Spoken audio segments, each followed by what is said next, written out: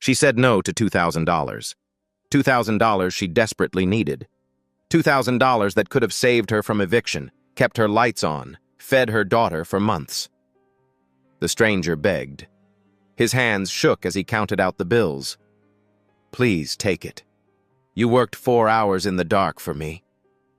Beatrice Anderson pushed the money back across her sewing table. "I don't take money from desperate people." He stared at her like she was insane. Maybe she was. Her bank account had $283. Her electricity was getting shut off Friday. Her daughter needed new shoes. But something in his terrified eyes reminded her.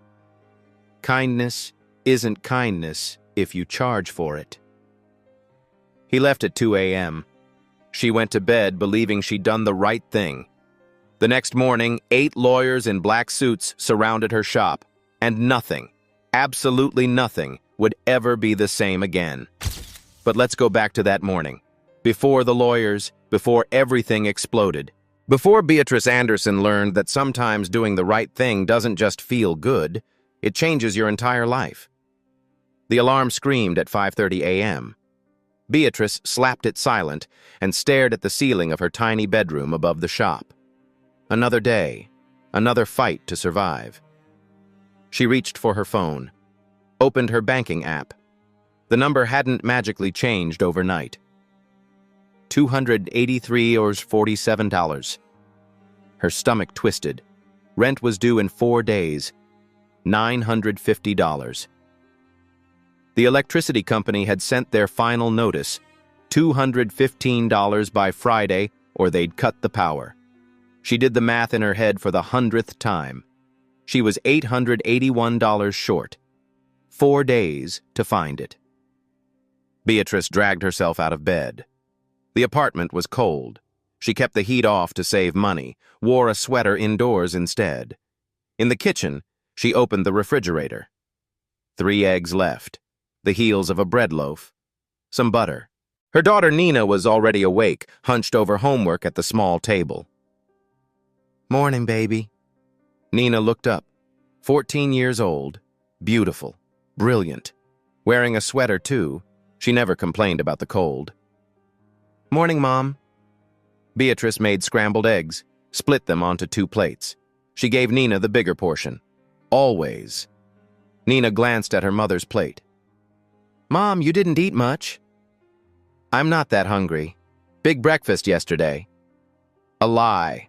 She'd had crackers for dinner. On the counter sat a permission slip. Science camp. $350. Nina hadn't mentioned it. She knew money was tight. Next to the slip, Nina's worn sneakers. The toes were pushing through. Beatrice had noticed last week. New shoes cost at least $65, money she didn't have. She forced brightness into her voice. "How's school?" "Good. We're doing a robotics unit in engineering class." "That's wonderful, baby." Beatrice's heart ached. Nina wanted to be an engineer, needed to go to college. The college fund jar sat on the shelf, $1,100 saved over 3 years. At this rate, it would take 20 more years to afford even 1 semester. Nina left for school. Beatrice cleaned up, changed into work clothes, and went downstairs. Anderson alterations looked exactly like it had for 40 years. The same brick walls her mother had painted, the same wooden floors that creaked in the same spots, the same Singer sewing machine from 1984, older than Beatrice herself. She ran her hand over the machine, temperamental but loyal, just like her. On the wall hung a framed newspaper clipping, yellowed with age. The headline, "Local Seamstress Saves Wedding Day." The photo showed her mother, needle in hand, smiling. The article told the story. A bride's dress had torn 2 hours before the ceremony. Beatrice's mother had fixed it, refused payment. Said, "You need a miracle today, not a bill." Beatrice touched the frame. "I'm trying, Mama. I'm trying to be like you." But her mother had never mentioned how hard it was. How you could have character and still wonder how to pay rent. She unlocked the front door, flipped the sign to open, sat at her machine. The shop phone rang. Beatrice's chest tightened. She knew that number. Anderson Alterations. Ms. Anderson, this is Houston Electric. Your account is past due. I know. I'll have the payment Friday, I promise. The woman on the other end sighed. Ma'am, you've requested 2 extensions already. Friday is final. If we don't receive payment, service will be disconnected Saturday morning. I understand. Friday. I'll have it. Another promise she didn't know how to keep. She hung up, opened the cash register. $47 in bills, her revenue for yesterday. At this rate, she'd need a miracle. The morning brought her usual customers. Mrs. Lopez needed a dress hem. Normally $15, but Mrs. Lopez cleaned houses for a living. Paid in cash, she could barely spare. That'll be $10, Mrs. Lopez. The older woman's eyes glistened. You're too kind, mija. You've been loyal for years. It's the least I can do. Mrs. Lopez tried to add a $5 tip. Beatrice gently pushed it back. Keep it. Buy yourself something nice.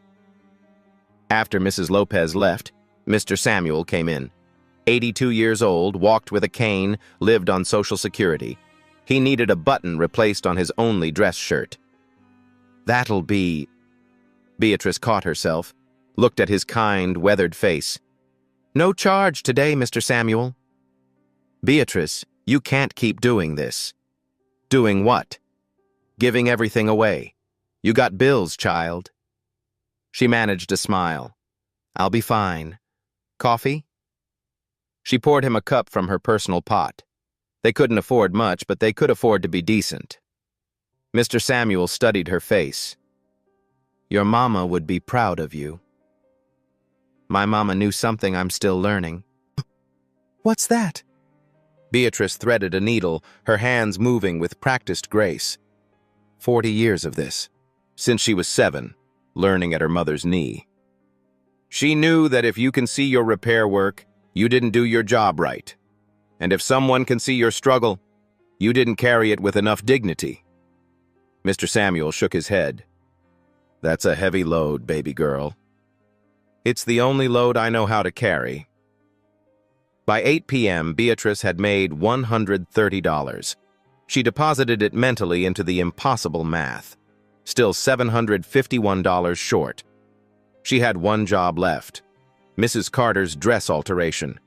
$25. Already paid, already spent on last week's groceries. She'd finish it tonight. Go to bed. Wake up tomorrow. Figure something out. That was the plan. Until 8:58 p.m., until everything changed. The knock came at 8:58 p.m. Not a normal customer knock. Urgent. Almost desperate. The kind of sound that makes your heart jump.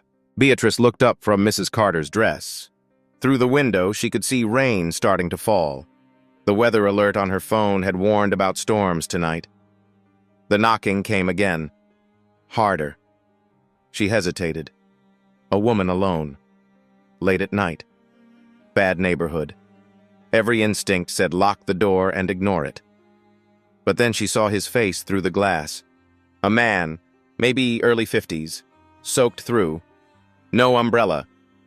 And the look on his face, not angry, not entitled, terrified.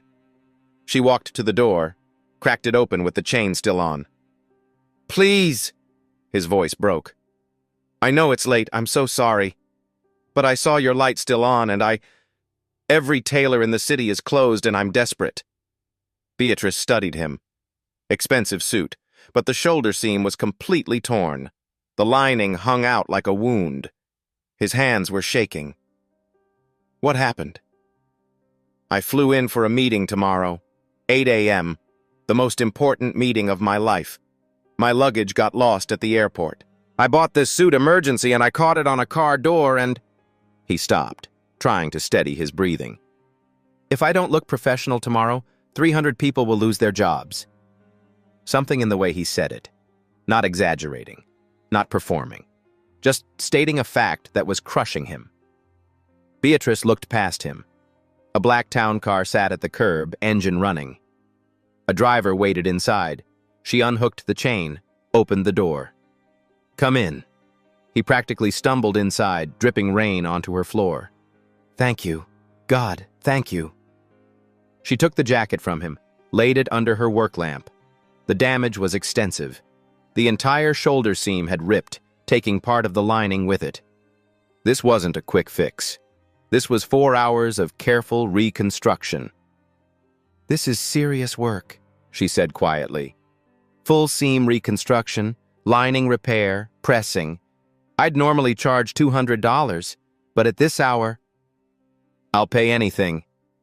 He pulled out his wallet, fat with cash, with 500, 1,000. "I have 2,000 right here in cash. It's yours, all of it, please." Beatrice stared at the bills in his hand. $2,000. Her mind went into overdrive. The math she'd been doing all day suddenly solved itself.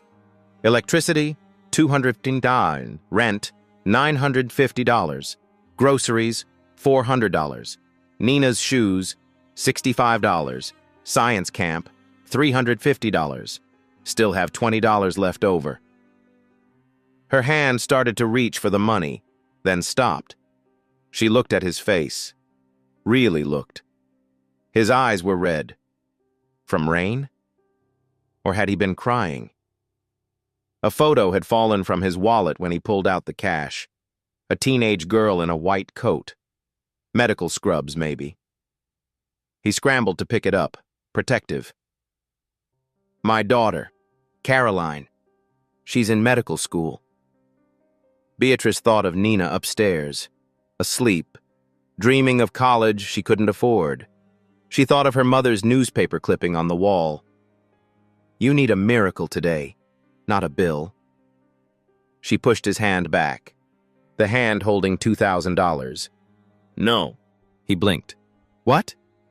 I can't take your money." "But you need to be paid.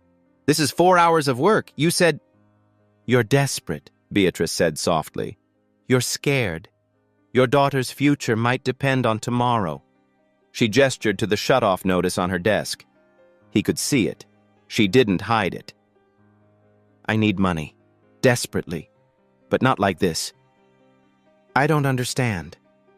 Beatrice sat down at her machine, started threading a needle.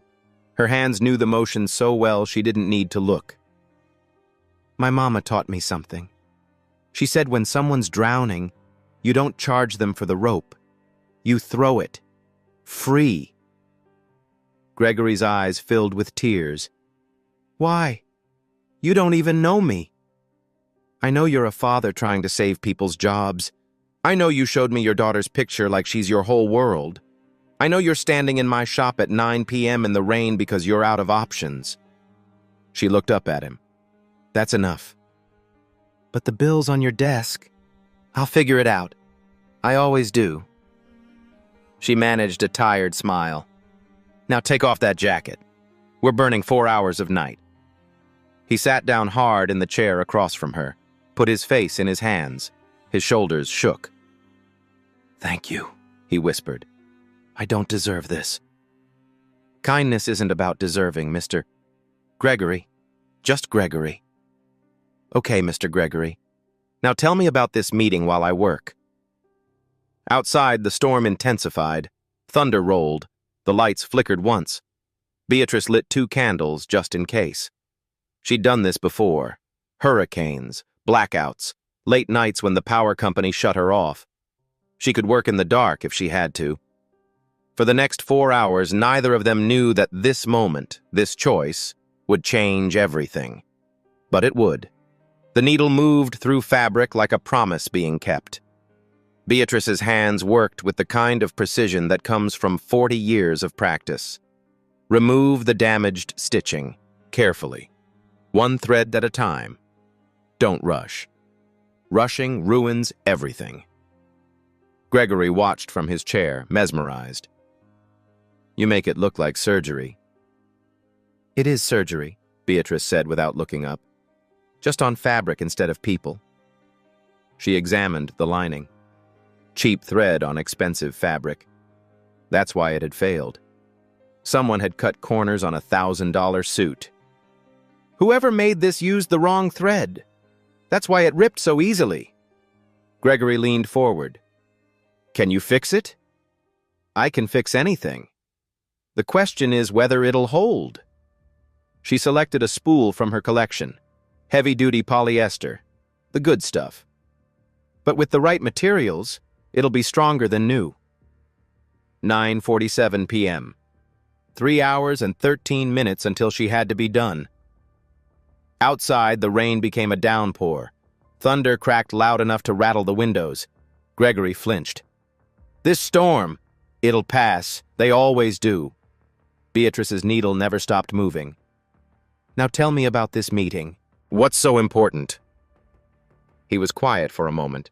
Then, it's a merger. My company with another. $800 million. Beatrice's hands paused for just a second. 800 million. She couldn't even imagine that much money. If it goes through, 3 factories stay open. 300 people keep their jobs, keep their insurance, keep their homes.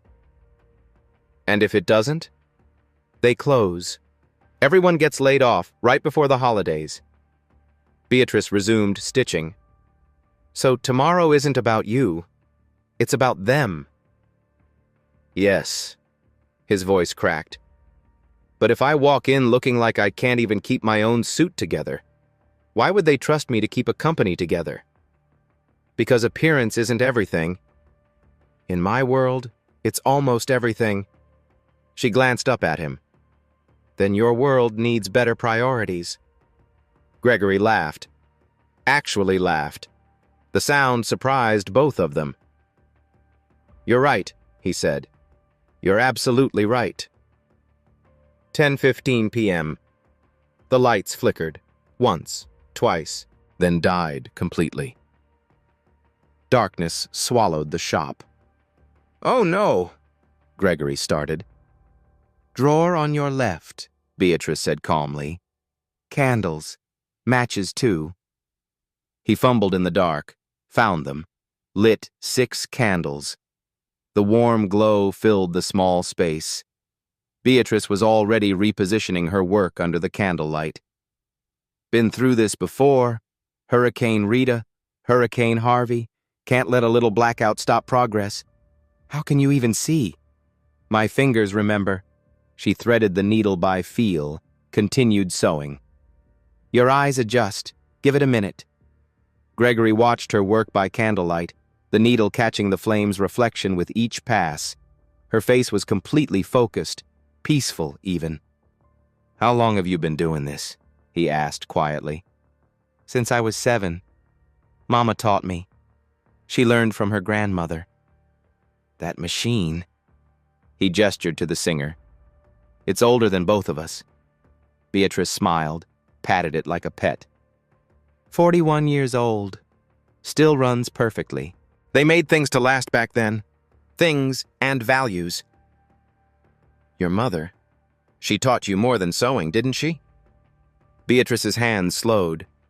She taught me that every stitch is a promise that you care, that you see the person who'll wear this, that you respect them enough to do it right. She looked at the newspaper clipping on the wall, barely visible in the candlelight. See that article? That was Mama. Wedding day, 1998. The bride's dress tore 2 hours before the ceremony. Mama fixed it. Worked 3 hours straight. The bride tried to pay. Mama refused. Why? Because the bride was crying. Because it was her wedding day. Because some moments are bigger than money. Gregory was quiet. Then, she sounds like you. I'm trying to be like her. Some days I succeed. Some days I wonder if I'm just being stupid. You're not stupid. You're extraordinary. Beatrice shook her head. I'm just doing what's right. That shouldn't be extraordinary. It should be normal. Be 11:30 p.m. Halfway done. The shoulder seam was reconstructed, reinforced. Now for the lining. Gregory's phone buzzed. He glanced at it, silenced it immediately.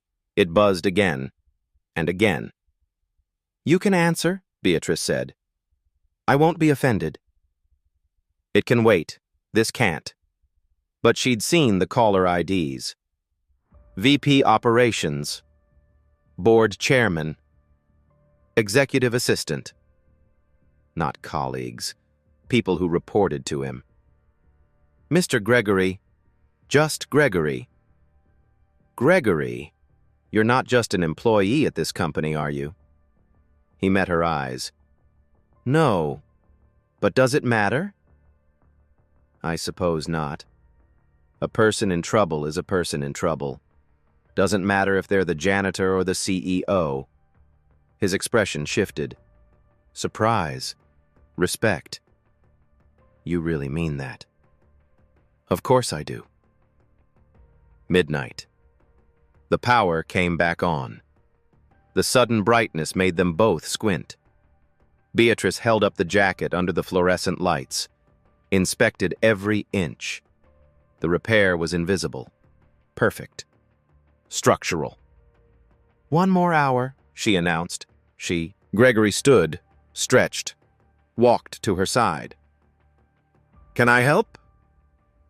"Hold this section taut while I secure it." He did. Their hands worked together, his following her quiet instructions, holding fabric, passing scissors, adjusting the lamp angle. "I haven't made anything with my hands since I was a kid," he said softly. "What did you make?" "Model airplanes with my grandfather. He was a factory worker, made steel. Honest work. He used to say, 'If your name's on it, make it worthy of your name.'" Beatrice smiled. "Mama said the same thing." They worked in comfortable silence. Two strangers who'd found an unexpected rhythm. A temporary partnership born of necessity but feeling like something more. 12:45 a.m. Gregory told her about Caroline, 22 years old, Johns Hopkins, pre-med, works 2 jobs while studying. "She refused my help, said she wants to earn it herself." "She sounds like someone I'd like to meet." "She'd love you. She believes in hard work, in dignity, in doing things right." He paused. "She's better than me." "She learned from you?" "No, she learned despite me." Beatrice glanced at him. "Give yourself more credit." 1:03 a.m. Final stitches. Beatrice's concentration was absolute, every movement deliberate. This wasn't just a repair anymore. It was a promise kept. She held up the jacket, inspected it under bright light, moved it, stretched the fabric, checked the seams. Done. Gregory put it on. The fit was perfect. He moved his shoulders, no pulling, no stress. He studied himself in the small mirror on her wall. "I can't even see where it was torn." That's the point. Good repair work is invisible. He touched the shoulder seam with something like reverence. "This is better than when I bought it. I reinforced the weak points, used proper thread. It won't fail again. You didn't just fix it, you improved it." Beatrice was already cleaning her workspace, putting away thread, organizing needles. "That's what you do when you care." Gregory checked his watch. 1:16 a.m. He'd have to leave soon. Get a few hours of sleep, shower, prepare for the meeting that would decide 300 people's futures. He reached for his wallet. And what happened next, what Beatrice said next, would echo through both their lives forever. Gregory pulled out his wallet, the same thick stack of bills from earlier. "You saved my life tonight." He counted out bills. 10, 20, $2,500 bills. $2,500 for 4 hours of emergency work. He laid the cash on her work table. More money than Beatrice had seen in one place in years. Her eyes locked on it. Her brain did the math automatically. Every bill paid. Every problem solved. Nina's shoes, the science camp, Groceries for 2 months. Her hand moved toward the bills, fingers almost touching them, then stopped. She pushed the money back across the table. No. Gregory stared. What? I can't take it. But you earned it. 4 hours, through a storm, by candlelight. His voice rose with confusion. This is fair payment. It's not fair. Beatrice kept her hand on the bills. You're desperate. You're scared. I don't take money from people who are drowning. But you need it. He gestured at the shut-off notice on her desk. I can see your bills. I do need it. Desperately. Her voice was steady. But if I take it, what I did stops being kindness. It becomes a transaction. What's wrong with a transaction? Nothing. Usually. She met his eyes. But you came to my door at 9 p.m. in the rain because you'd run out of options. You were terrified. You trusted me. She pushed the money firmly into his hands. If I take this, that moment becomes different. It becomes me taking advantage of your fear. And I won't do that. Gregory's hands shook. Tears ran down his face. Nobody's ever... He couldn't finish the sentence. Beatrice felt her own eyes sting. Take that money. Put it toward your daughter's education. Go save those 300 jobs. That's enough payment. People like you don't exist. We exist. We're just usually too tired for anyone to notice. He wiped his eyes. Can I at least leave my contact information? In case you or your daughter ever need anything? He pulled out a business card, then stopped. Put it back. Instead, he tore a piece of paper from her notepad, wrote, Gregory, and a phone number. Just in case. No pressure. Beatrice took the paper, folded it. Thank you. Outside, the Blacktown car's engine started. The driver had been waiting over 4 hours. A man in a suit stepped out with an umbrella. Mr. Ashford, we should go. You need rest before the board meeting. Mr. Ashford. Beatrice noticed the name but was too exhausted to think about it. Gregory nodded. 2 minutes, James. He turned back to Beatrice, extended his hand. She shook it. His grip was firm, grateful. He held on for a long moment. I'll never forget this, he said. Ever. Go save those jobs, Gregory. He smiled through tears. I will. Because of you. At the door, he paused. What's your full name? Beatrice Anderson. Beatrice Anderson. He repeated it like memorizing it. Thank you for reminding me what matters. The car door closed. The town car pulled away into the night. The rain had stopped. Just wet streets reflecting streetlights. Beatrice locked the door, stared at her empty work table where $2,500 had been minutes ago.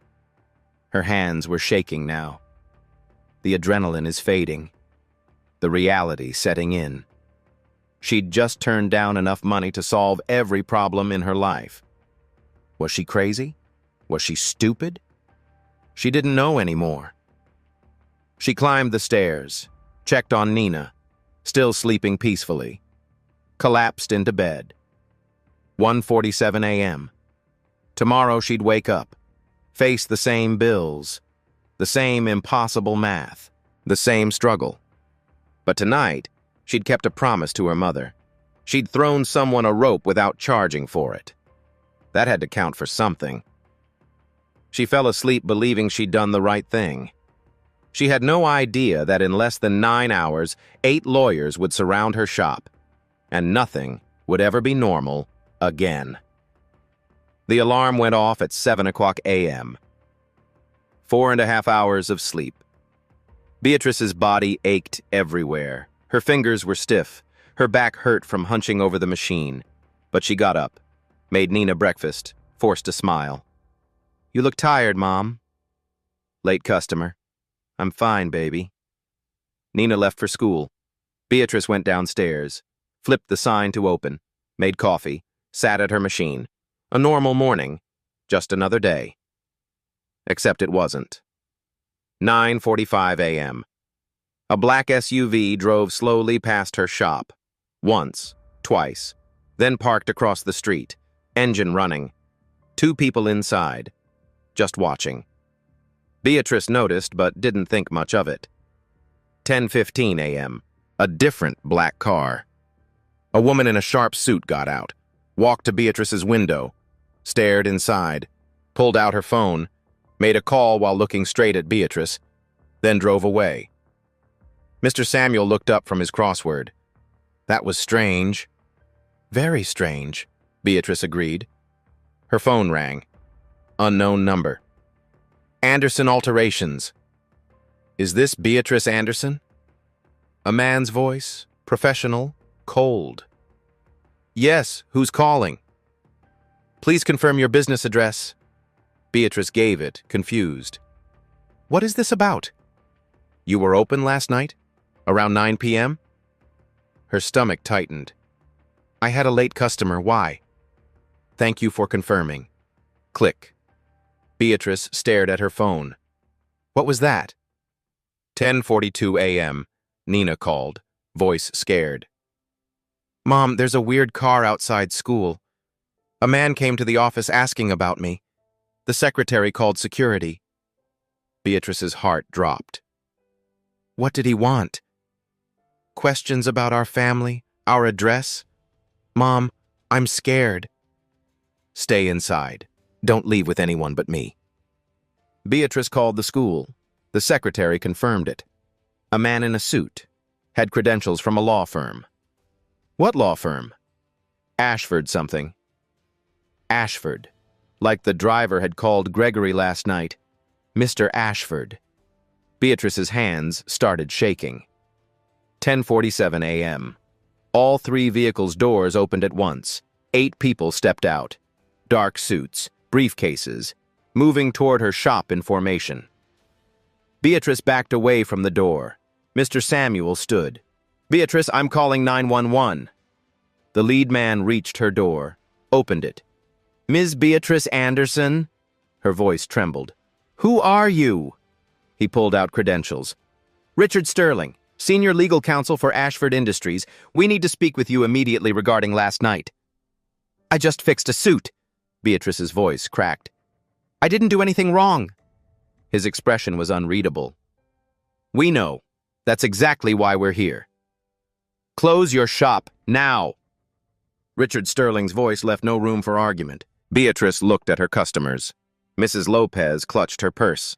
Mr. Samuel had 911 dialed on his phone, finger hovering over the call button. I'm not closing anything until you tell me what's going on. A woman stepped forward, tailored suit, confident. Ms. Anderson, I'm Melanie Brooks, VP of Communications. What we need to discuss is sensitive. We need privacy. Privacy for what? Am I being sued? No. Richard's face remained stone. But we need to talk about Gregory Ashford and what you did for him last night. Gregory, the man with the torn suit, the desperate father, the one who'd offered her $2,000. What had she done wrong? I helped someone. That's not illegal. It's not. Melanie's voice softened slightly. But it is unusual, especially when that someone is Gregory Ashford. Another lawyer opened a briefcase, pulled out a tablet. Ms. Anderson, do you follow business news, financial markets? Beatrice's patience was fraying. I barely have time to sleep. No. That explains it. He turned the tablet toward her. Forbes magazine cover.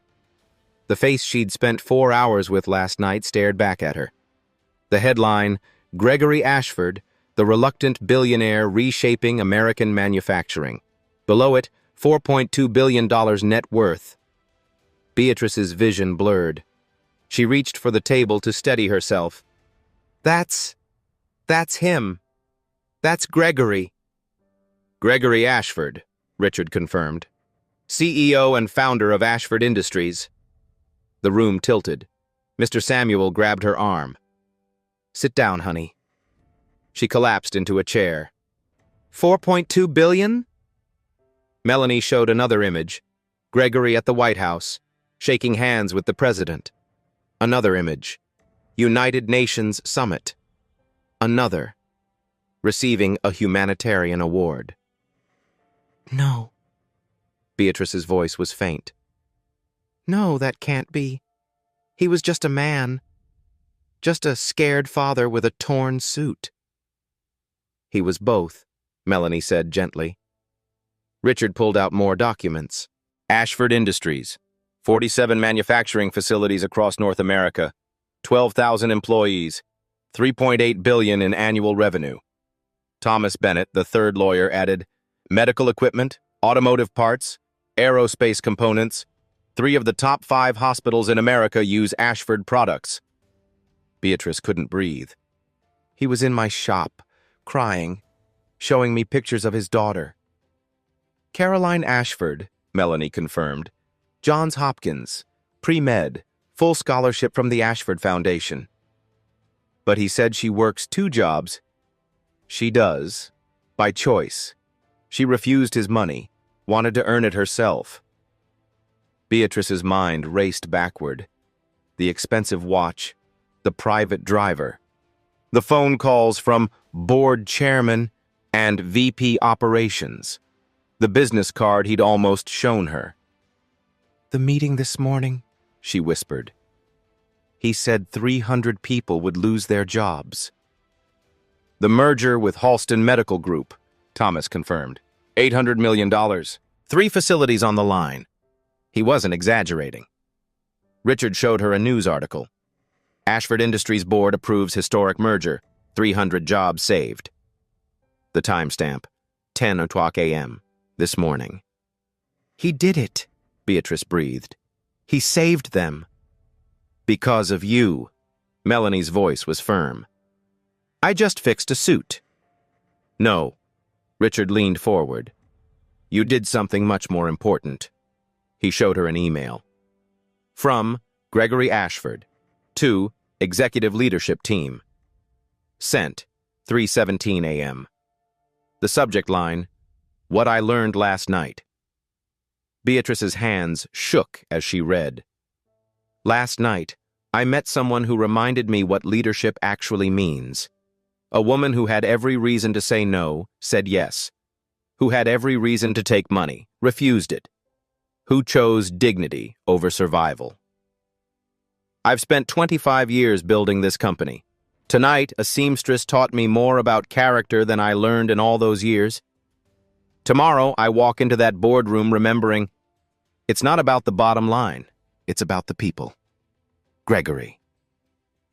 Tears blurred Beatrice's vision. He wrote this? About me? He sent it to 200 executives at 3 a.m., Melanie said, before the board meeting. He told them your story. Thomas pulled up board meeting minutes. Direct quote from the chairman. Mr. Ashford's composure and clarity were remarkable. When challenged on the merger's risks, he spoke about leadership, character, and responsibility in ways I've never heard from him. Another board member noted, Richard added, something changed in Gregory. He seemed human. Beatrice was crying now. I was just trying to help. That's exactly what changed him, Melanie said. You treated a billionaire like a person. You saw his fear, not his bank account. You gave him what money can't buy, dignity. Richard showed another screen. Twitter. Multiple trending hashtags. The suit that. Saved jobs. 47,000 tweets. Billionaire. And seamstress. 89,000 tweets. News headlines scrolling. Mystery seamstress saves Ashford deal. Houston Tailor becomes overnight sensation. The woman who said no to $1,500. How does anyone know about this? Beatrice whispered. Gregory told the board, Thomas explained. Someone leaked it to the press. It went viral in 2 hours. Beatrice stood up too fast. The room spun. This can't be real. I'm nobody.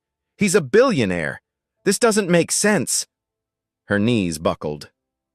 Melanie and Mr. Samuel caught her. They lowered her back to the chair. Melanie pulled out smelling salts. Beatrice came 30 seconds later. "I'm sorry, It's a lot to process," Melanie said kindly. "Why are you here?" Beatrice's voice was small. "Why did you bring lawyers?" Richard and Melanie exchanged glances. "Because Gregory Ashford is on his way here, right now. He'll arrive in 10 minutes. And Ms. Anderson," Thomas added, opening another briefcase full of documents. "He has a proposal for you." "What kind of proposal?" Richard spread papers across her work table. Architectural plans, legal contracts, financial projections. "One that will change your life, if you'll let it." Beatrice stared at the documents. Her name was on them. Beatrice Anderson, Director of Tailoring Services. Numbers she couldn't comprehend. Diagrams of her shop, expanded, renovated. "What is all this?" "Your future," Melanie said softly. "If you want it." Outside, a car pulled up, more expensive than the others. Security personnel stepped out first, then Gregory Ashford, the man she'd spent 4 hours with last night, the man she'd refused money from, the billionaire she'd treated like any other desperate person who needed help.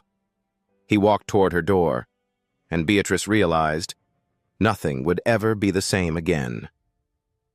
Gregory Ashford walked through the door, the same man from last night, but different. Security flanked him.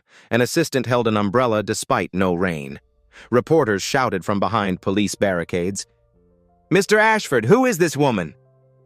"Gregory, is the merger story true?" He ignored them, walked straight to Beatrice.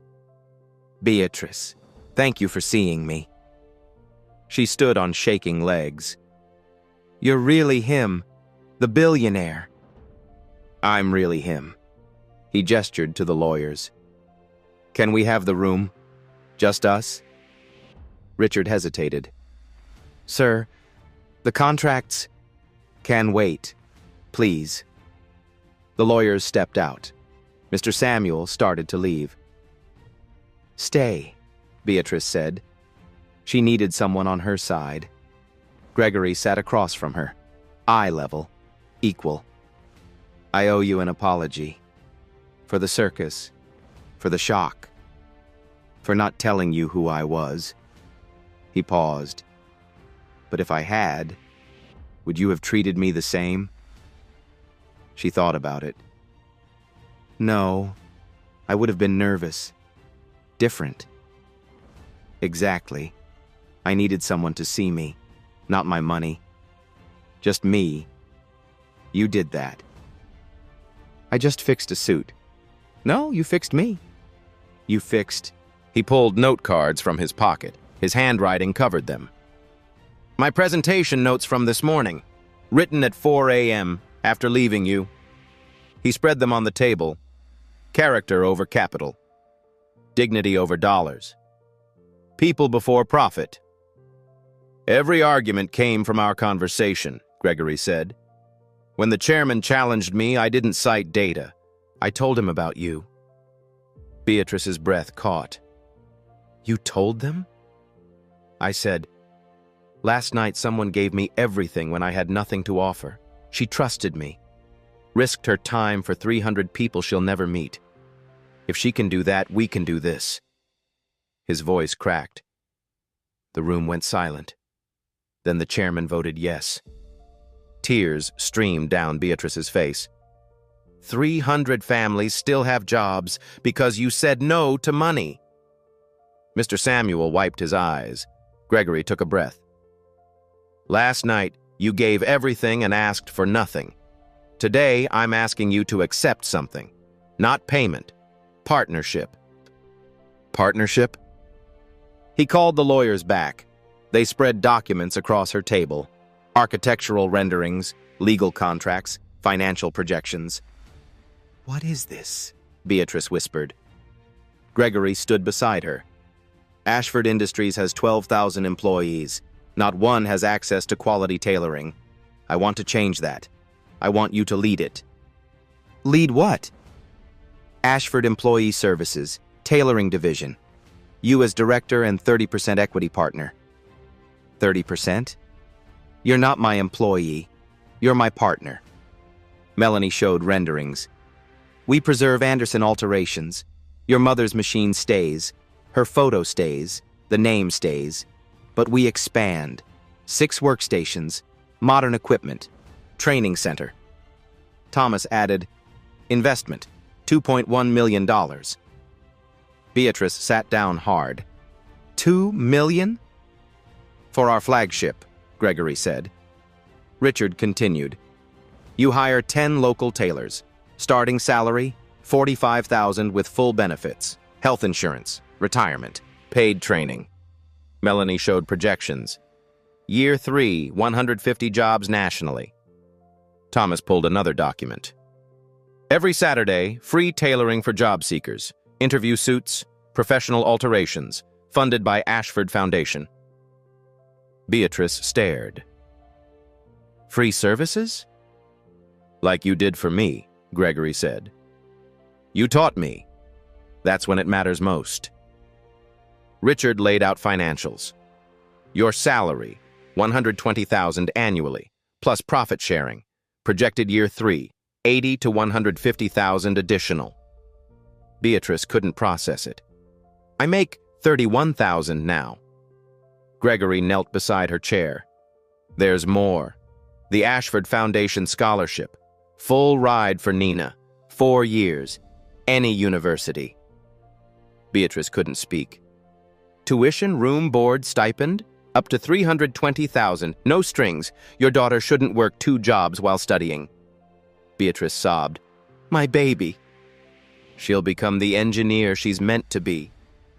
Mr. Samuel squeezed Beatrice's shoulder. Gregory continued. After 6 months, we replicate this. Every Ashford facility gets a tailoring center. You oversee all. 15 locations within 3 years. Thomas showed more projections. Your equity stake, estimated $4 to $7 million by year 5. Beatrice stood, paced. This is too much. I fixed 1 suit. You fixed a man, a company, 300 families. I was just being decent. And decency is so rare that it changed everything. She faced him. I'm not qualified. I've never run anything big. You've run this shop for 12 years through the hardest economy. You've maintained quality while barely surviving. That's exactly who should lead this. I don't have a degree. You have mastery, integrity, vision. Beatrice looked at the papers. Her name is everywhere. Can Nina be here before I decide? Of course. 20 minutes later, Nina burst in, saw the crowd, her mother's tears. Mom, what's wrong? Beatrice explained everything. Nina's eyes grew wider. Mom, this is your dream. Grandma's dream. It's scary, baby. Nina took her hands. You worked 4 hours in the dark for a stranger. You can do anything. Beatrice looked at Gregory, at the contracts, at Nina's hope. She picked up the pen. Her hand shook. You're not signing your life away, Gregory said. You're signing into it. Beatrice Anderson signed. Once, twice, 10 times. Richard smiled. Welcome to Ashford Industries, Director Anderson. Gregory pulled out a small box. Professional sewing kit. Gold scissors. Finest thread. Card inside. Every master craftsperson deserves master tools. Gregory. Beatrice held the scissors, cried. It's too beautiful. You're too talented to struggle anymore. Let me fix that. She looked at Nina, at Mr. Samuel, at Gregory. At her future, it is impossible and real. She'd said no to $2,000 and gained everything. 6 months later, the neighborhood didn't just change, it transformed. Month 1, construction. The first day, construction crews arrived at 6 a.m. Beatrice stood on the sidewalk, coffee in hand, watching them work. They preserved the original brick facade. Her mother would have wanted that. But inside, everything expanded. Walls came down, space doubled. Light flooded in.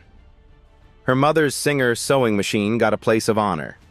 A custom glass case, illuminated. A brass plaque beneath it. Emma Anderson, Master Seamstress, 1952-2019. Her hands built this legacy. Beatrice touched the glass. Can you see this, Mama? 8 new industrial machines arrived.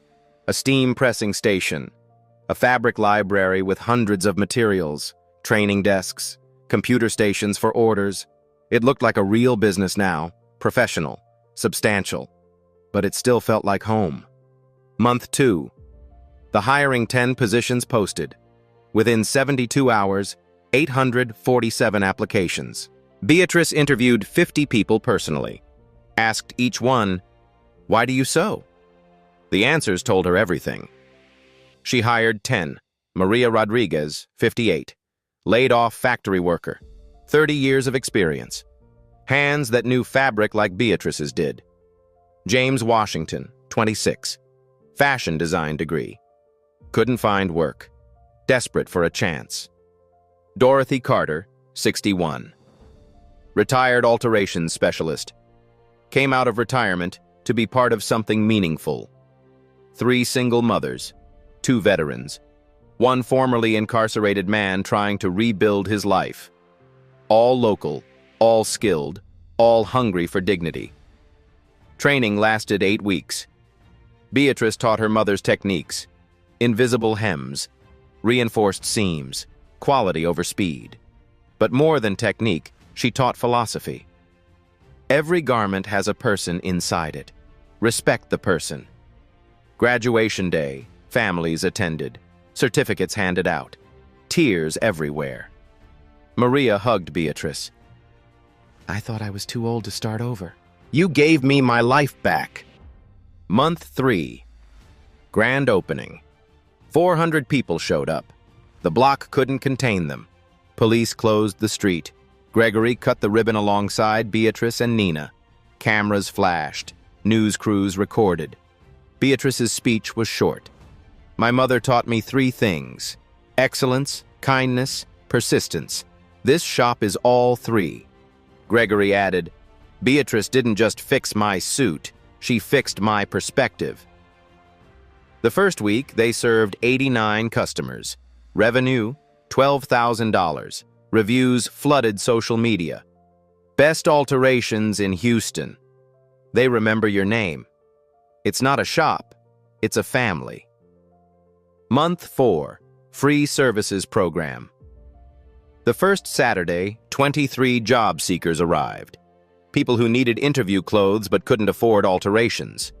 Beatrice and her team worked 12 hours straight. No breaks. Pure joy. They fitted suits, fixed hems, adjusted shoulders, gave styling advice. Each person left looking professional, confident, ready. Marcus, a veteran, stood in front of the mirror. His suit fit perfectly now. He stood taller. I forgot what pride felt like, he whispered. Janelle, a single mother, tried on her altered blazer. I have a law firm interview on Monday. Now I look like I belong there. By month 4, 87 people served free. 61% got jobs within 30 days. The data was undeniable. Good clothes opened doors. Month 5, Nina's future. The acceptance letter came from Howard University. Full ride. Pre-med track. Beatrice and Nina cried in each other's arms for 20 minutes. Grandma would be so proud of you, Mom. She'd be proud of us both, baby.